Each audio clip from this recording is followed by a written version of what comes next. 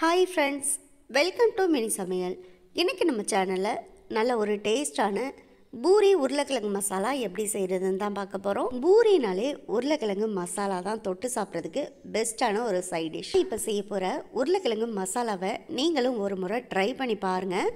2 பூரி சாப்பிட்றவங்களா இருந்தால் கூட 2 பூரி கேட்டு விரும்பி சாப்பிடுவாங்க. இப்போ இதை எப்படி செய்யலான்னு வீடியோக்குள்ளே பார்க்கலாம். அதுக்கு ஃபஸ்ட்டு நம்ம ஒரு குக்கரில் உருளைக்கிழங்குலாம் சேர்த்துட்டு முதல்ல இதை வேக வச்சு எடுத்துக்கலாம். நான் இன்றைக்கி மொத்தமாக ஒரு 8 உருளைக்கிழங்கு கிட்ட எடுத்திருக்கேன். இப்போ இதை வேக வைக்கிறதுக்கு தேவையான அளவு தண்ணி சேர்த்துட்டு குக்கரை மூடி வச்சு விசில் போட்டு உருளைக்கிழங்கு சாஃப்டாக கொஞ்சம் குழைய வெந்து வரணும். அதனால் ஒரு 4லேருந்து 5 விசில் வர்ற வரைக்கும் வெயிட் பண்ணுங்கள். உருளைக்கிழங்கு நல்லா வெந்து வரட்டும். இப்போ வேக வச்ச உருளைக்கிழங்கெல்லாம் நல்லா வெந்து வந்தோடனே தோலெல்லாம் நீக்கிட்டு ஒரு பவுலில் சேர்த்துருக்கேன். உருளைக்கிழங்க கை வச்சு பிசைய முடியாது, ரொம்ப சூடாக இருக்குது. அதனால் முதல்ல ஒரு மேஷர் வச்சு நல்லா ஒரு முறை மசிச்சுட்டு கொஞ்சம் உருளைக்கிழங்கு நல்லா ஆறி வந்த உடனே நம்ம கை வச்சு கூட உருளைக்கிழங்க மசிச்சு விட்டுக்கலாம். உருளைக்கிழங்கு மசிக்கும் போது ரொம்ப கொலையெல்லாம் நம்ம மசிச்சிடக்கூடாது. கொஞ்சம் உருளைக்கிழங்கு பார்த்திங்கன்னா சின்ன சின்ன துண்டுகளாக இதில் இருக்கணும். அப்போ தான் பூரி மசாலா தொட்டு சாப்பிட்றதுக்கும் பர்ஃபெக்டான டேஸ்ட்டில் இருக்கும். இப்போ நம்ம உருளைக்கிழங்க ரெடி பண்ணியாச்சு.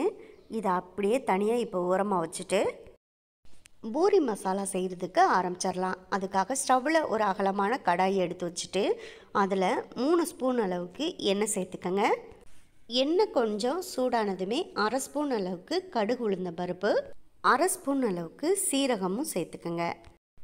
அடுத்ததாக கடுகும் சீரகமும் நல்லா பொரிஞ்சு வந்த உடனே 3 பெரிய வெங்காயத்தை நீள் வாக்கில் பொடி பொடியாக கட் பண்ணிவிட்டு சேர்த்துக்கங்க. கூடவே 7லேருந்து 8 பல் பூண்டை நல்லா உரலில் வச்சு லைட்டாக தட்டிட்டு சேர்த்துக்கங்க. கூடவே 4 பச்சை மிளகாயை கட் பண்ணிவிட்டு சேர்த்துக்கங்க. இப்போ நம்ம சேர்த்துருக்க பெரிய வெங்காயம், பூண்டு, பச்சை மிளகாய் இது எல்லாத்தையும் சேர்த்து நல்லா வதக்கி விட்டுக்கலாம். அடுத்த ஒரு 2-3 நிமிஷத்துலேயே பார்த்தீங்கன்னா வெங்காயம் நல்லா வதங்கி வந்துடுச்சு. இதுக்கப்புறமா இதில் 2 தக்காளியை கட் பண்ணிவிட்டு சேர்த்துக்கங்க. 2 தக்காளியும் நல்லா பழுத்த தக்காளியாக பார்த்து சேர்த்துக்கங்க. கூடவே கொஞ்சம் கல் உப்பும் சேர்த்துட்டு இப்போ தக்காளியை நல்லா சாஃப்டாக வதக்கிக்கலாம். தக்காளி நல்லா மசிய வதங்கி வரட்டும். அது வரைக்கும் ஒரு மூடி போட்டு மூடி வச்சு நம்ம வெயிட் பண்ணுவோம். அடுத்த ஒரு 2 நிமிஷத்தில் நம்ம மூடியை ஓப்பன் பண்ணி பார்த்தோன்னா தக்காளி மசிய நல்லா குழைவாக நமக்கு சாஃப்டாக வெந்து வந்திருக்கும். அதுக்கப்புறமா இது கூட நம்ம மசிச்சு எடுத்து வச்சுருக்க உருளைக்கிழங்க சேர்த்துக்கலாம். இப்போ உருளைக்கிழங்கு வச்சுருந்த அந்த பவுலில் கொஞ்சமாக தண்ணி சேர்த்து அலம்பிட்டு அந்த தண்ணியையும் சேர்த்துக்கங்க. அவ்வளோதான். இப்போ நம்ம எல்லாத்தையும் சேர்த்து கரண்டி போட்டு நல்லா ஒரு முறை கலந்து விட்டுக்கலாம். உருளைக்கிழங்க நல்லா இந்த அளவுக்கு சேர்த்து கலந்து விட்டுட்டு இது கூட 1/2 ஸ்பூன் அளவுக்கு மஞ்சத்தூள் சேர்த்துக்கங்க. கூடவே கொஞ்சம் தேவையான அளவு உப்பு சேர்த்துக்கங்க. இப்போ எல்லாத்தையும் சேர்த்து நல்லா ஒரு முறை கலந்து விட்டுக்கலாம். எல்லாத்தையும் சேர்த்து நல்லா கலந்து விட்ட பிறகு உருளைக்கிழங்கு ரொம்ப கெட்டியாக இருந்தால் ஒரு 1/2 டம்ளர் அளவுக்கு மட்டும் தண்ணி சேர்த்து நல்லா ஒரு முறை கலந்து விட்டுக்கங்க.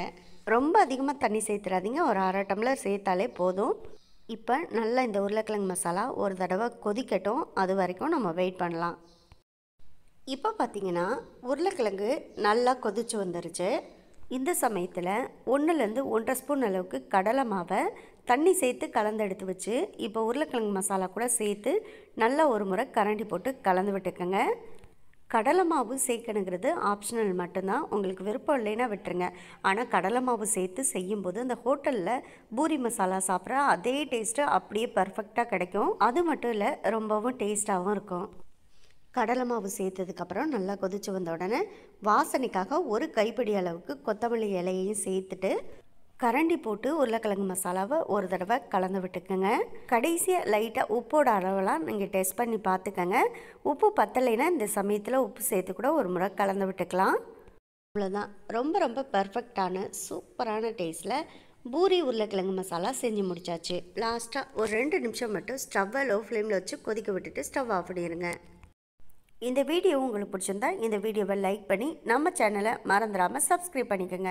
சப்ஸ்கிரைப் பண்ணும்போது பக்கத்தில் உள்ள பெல் ஐக்கானையும் கிளிக் பண்ணி வச்சுட்டிங்கன்னா நான் போடக்கூடிய குக்கிங் வீடியோ எல்லாமே உடனுக்குடனே உங்களுக்கு வந்து சேரும். உங்கள் ஃப்ரெண்ட்ஸ் அண்ட் ரிலேட்டிவ்ஸ் எல்லாருக்கும் ஷேர் பண்ணுங்கள். இந்த வீடியோ பற்றின கருத்துக்கள் ஏதாவது இருந்தால் அதை கமெண்ட் பாக்ஸில் சொல்லுங்கள். இதே போல் அடுத்தடுத்து நல்ல நல்ல வீடியோவில் சந்திப்போம். ஓகே, பாய்.